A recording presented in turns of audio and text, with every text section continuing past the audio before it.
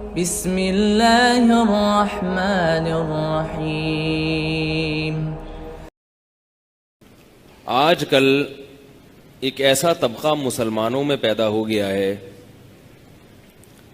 کہ قرآن و حدیث میں ایسی باتیں جو عقل سے بالا تر ہیں، جیسے انبیاء کے معجزے اور ایسی تمام چیزیں جو ہماری عقل میں نہیں آتی، تو وہ ان کی نفی کر رہا ہے، کھینچا تانی کر کے قرآن اور حدیث کی آیتوں کو دائیں بائیں لے جا کے۔ کافر تو بالکل ہی نفی کرتے ہیں، وہ کہتے ہیں یہ تو پاسبل ہی نہیں ہے۔ جب یہ پاسبل ہی نہیں ہے تو یہ غلط ہے۔ تو کافروں کا تو الگ ہے، ان کو تو اللہ تعالیٰ نے جو پیغمبروں کے زمانے میں کافر موجود تھے ان کو پیغمبروں کے ذریعے معجزے دکھائے گئے کہ بھئی اللہ یہ بھی کر سکتا ہے، اللہ یہ بھی کر سکتا ہے۔ مسلمانوں میں ایک ایسا طبقہ پیدا ہو گیا ہے جو انبیاء کرام کے معجزوں کا انکار کرتا ہے، لیکن انکار بڑی تمیز سے کرتا ہے۔ وہ کافروں کی طرح انکار نہیں کرتا کہ لوگ کفر کا فتویٰ لگا دیں، وہ بڑی تمیز سے انکار کرتا ہے کہ بھئی یہ والی جو آیت ہے اس کا ایکچولی یہ مطلب نہیں ہے، یہ والی جو آیت ہے یہ اصل میں ایکچولی یہ اس کی یہ میننگ۔ تو ایکچولی کر کر کے گھما گھما کے اس کے پیچھے جذبہ کیا ہوتا ہے کہ بھئی یہ ہماری سینس عقل میں نہیں آتا، ایسا کیسے ہو سکتا ہے۔ اس کی میں مثالیں دوں۔ رسول اللہ صلی اللہ علیہ وسلم معراج پہ گئے، ہمارا عقیدہ ہے رات کے تھوڑے سے حصے میں اللہ نبی صلی اللہ علیہ وسلم کو بیت المقدس لے کر گئے ہیں۔ جتنے بھی انبیاء تھے آدم علیہ السلام سے لے کر حضرت عیسیٰ علیہ السلام تک، تمام انبیاء کو آپ نے وہاں نماز پڑھائی ہے۔ وہاں سے پھر آپ صلی اللہ علیہ وسلم 7ویں آسمان تک گئے اور اللہ کی وہ نشانیاں دیکھیں جو اللہ آپ صلی اللہ علیہ وسلم کو دکھانا چاہتے تھے۔ رات کے تھوڑے سے حصے میں یہ کام ہوا اور آپ واپس بھی تشریف لے آئے۔ اب لوگ کہتے ہیں یہ کیا ہے بھائی، یہ کہاں ہے؟ تو لہذا قرآن مجید کی آیتوں میں تعویلات۔ مقصد کیا ہوتا ہے؟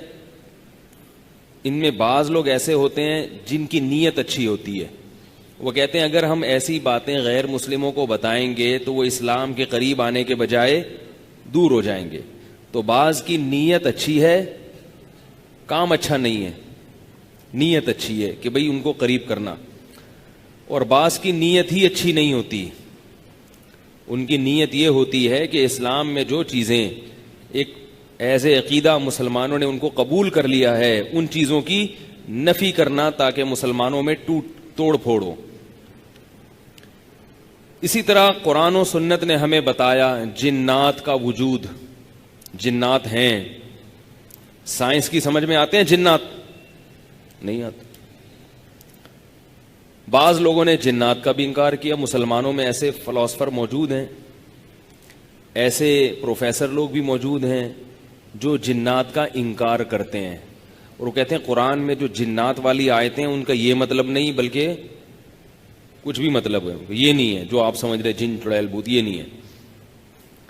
قرآن مجید میں فرشتوں کا تذکرہ ہے نا، کہ ایک اللہ نے ایک روشنی سے ایک مخلوق پیدا کی ہے، وہ مخلوق کیا کرتی ہے؟ اللہ کا پیغام اس کے بندوں تک لانا، اور بہت سارے کام ہیں ان کے ذمے جو اللہ نے لگائے ہوئے ہیں۔ بہت سے لوگوں نے فرشتوں کا انکار کیا، جن میں مسلمان بھی ہیں جو فرشتوں کا انکار کرتے، کہتے ہیں وہ فرشتوں کا اصل مطلب یہ ہے، جو قرآن میں جو فرشتہ ہے نا اس کا یہ مطلب۔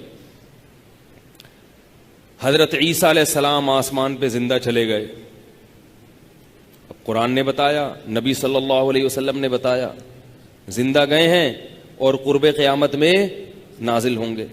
عقل ہی چاندی ہے ایگل ہے بھائی کہ ایک انسان آسمان پہ چلا جائے جہاں نہ آکسیجن ہے، کیونکہ سائنسدان جب چاند پہ گئے تھے تو پہلے آکسیجن کا انتظام کیا، اور 1 ہفتے سے زیادہ مجھے جہاں تک معلومات ہیں وہاں ٹھہرے نہیں، 1 ہفتے میں واپس نکل آئے، کیونکہ اگر مزید ٹھہرتے تو پھر وہیں پر رہنا پڑتا، ان کی قبریں وہیں بنتی۔ فاتحہ کے لیے لوگ چاند پہ جاتے، ورنہ فاتحہ بھی نصیب نہ ہوتی ان کو۔ اور یہ عیسیٰ علیہ السلام ہزاروں سال سے کہاں ہیں؟ آسمان۔ تو لہذا انہوں نے کہا ایکچولی اصل میں وہ جو عیسیٰ علیہ السلام کے بارے میں جو اصل میں جو قرآن میں ہے نا وہ یہ نہیں ہے، وہ تو یوں ہے، وہ تو یوں ہے، وغیرہ وغیرہ کر کے کچھ بھی انہوں نے بنا دیا.